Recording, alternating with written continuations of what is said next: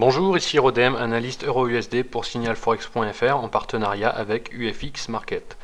Nous sommes le samedi 30 juin, je vous propose donc un rapide complément sur la parité suite à ma précédente analyse d'hier vendredi 29 juin. Alors je vais reprendre le graphique daily, voilà. Alors donc hier dans mon analyse je vous avais proposé de rentrer long, donc soit si on cassait les 1,2625 1,2630 rentrer long pour venir tester tout d'abord les 0,38 du retracement de Fibonacci, puis les 1,27 voilà, donc je vous avais proposé de rentrer long. Pourquoi le seuil d'1,27? Parce qu'on voit que c'est un seuil assez important. Les jours précédents ici, on voit que arrivé au-dessus, il n'y avait plus d'acheteurs pour continuer la tendance haussière. Néanmoins, on a cette belle séance d'hier qui pourrait laisser penser que on peut avoir une impulsion haussière qui ferait en sorte qu'on vienne tout d'abord tester les 1,27, voire les casser. Donc je vous avais suggéré hier de rentrer long si on avait une cassure en clôture journalière des 1,27 pour venir tester les 0,50 du retracement Fibonacci à 1,2784 voire 1,2810. A contrario, je vous avais dit que si on rebondissait sur les 1,2625, qu'on reparte à la baisse, on aurait pour objectif nos 1,2525 ici. En fait, le même scénario que la semaine dernière. Voilà. Bon, là on a clôturé au-dessus des 1,2630 pour faire un plus haut à 1,2590. Donc les 1,2630 pour moi sont cassés à la hausse. Donc on peut on peut supposer que on va avoir certainement, on va venir retester tout d'abord les 0,38 du retracement Fibonacci à 1,2667. Néanmoins, il va falloir être vigilant si on refranchit les 1,2625 à la baisse. Donc pourquoi?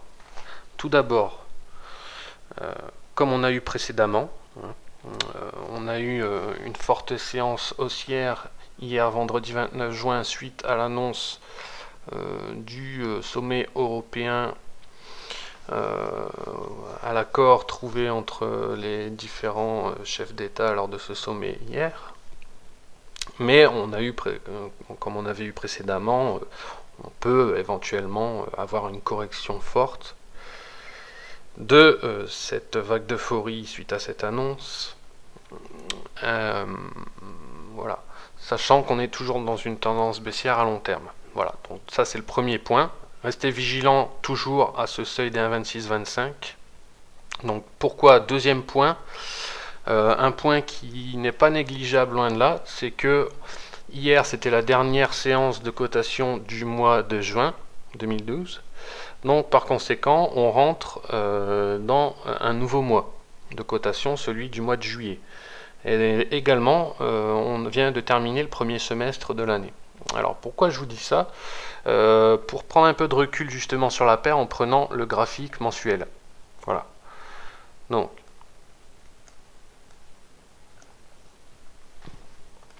voilà le graphique mensuel. Donc on a une tendance, l'euro-dollar est dans une tendance haussière à long terme. On a depuis 2008 une figure de consolidation ici. On se trouve actuellement dans un canal baissier ici, dans cette figure de consolidation.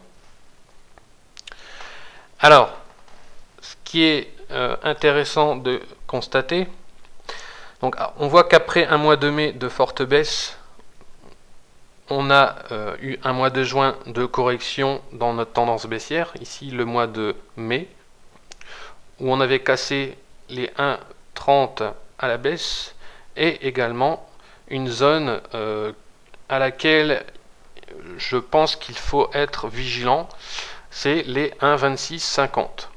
Donc pourquoi? Parce qu'on voit qu'on les avait cassés en ligne droite au mois de mai. On voit qu'on vient de clôturer la séance mensuelle hier sur ce seuil. Donc en fait, on a fait un pullback. Donc pourquoi je suis vigilant sur ce seuil? Parce que c'est un seuil, pour moi, c'est une zone clé.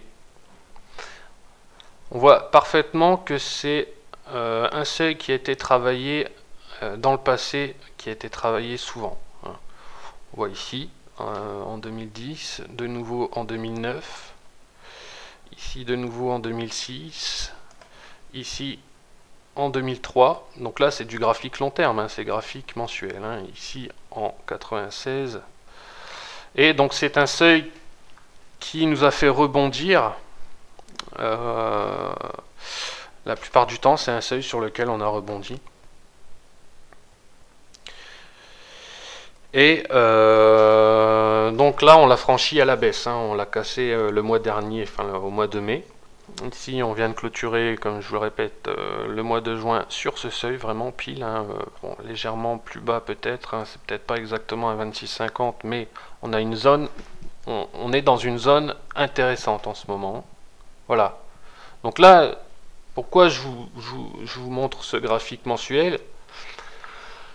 Eh bien, pour prendre un peu de recul, en fait, voir qu'on est toujours dans une tendance baissière forte, malgré la séance d'hier qui en a certainement déstabilisé plus d'un.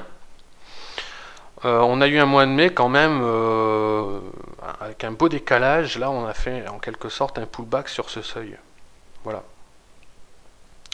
Donc graphiquement sur le mensuel, on pourrait croire que on va certainement peut-être travailler une zone un peu plus haute que 1,2650, mais qu'on a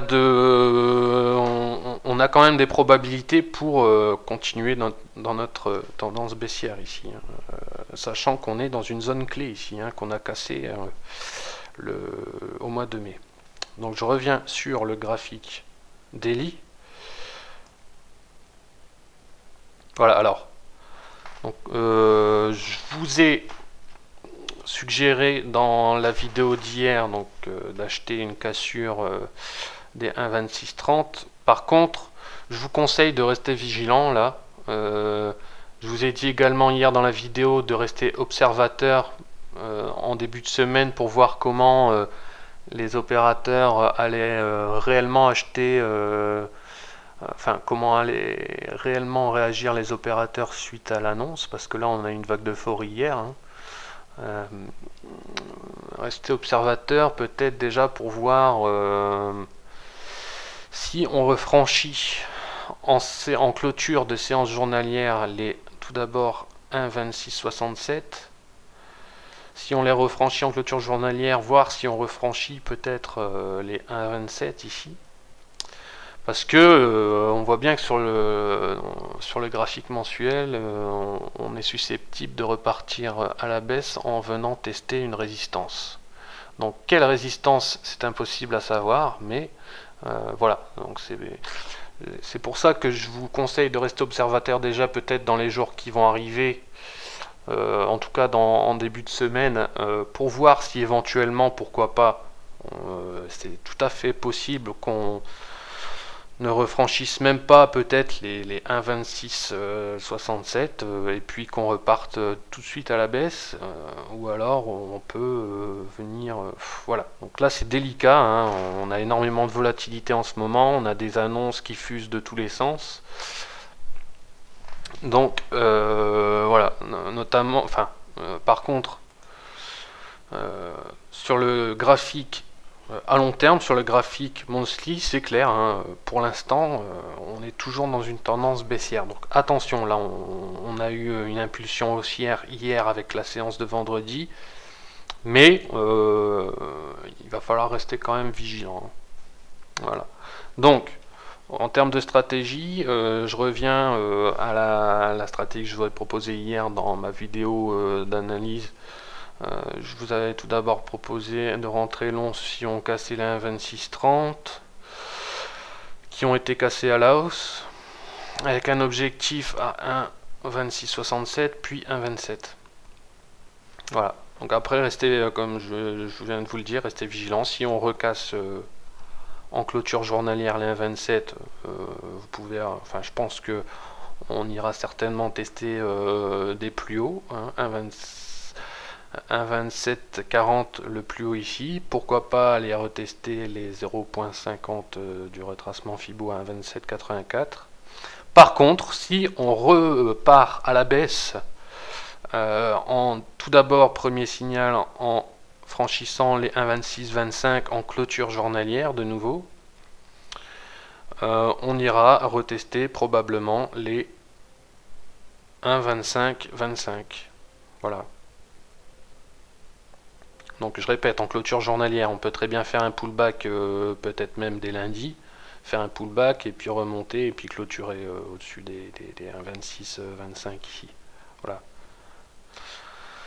Voilà, donc l'analyse est maintenant terminée. Je vous souhaite à tous une excellente journée de bon trade. Au revoir.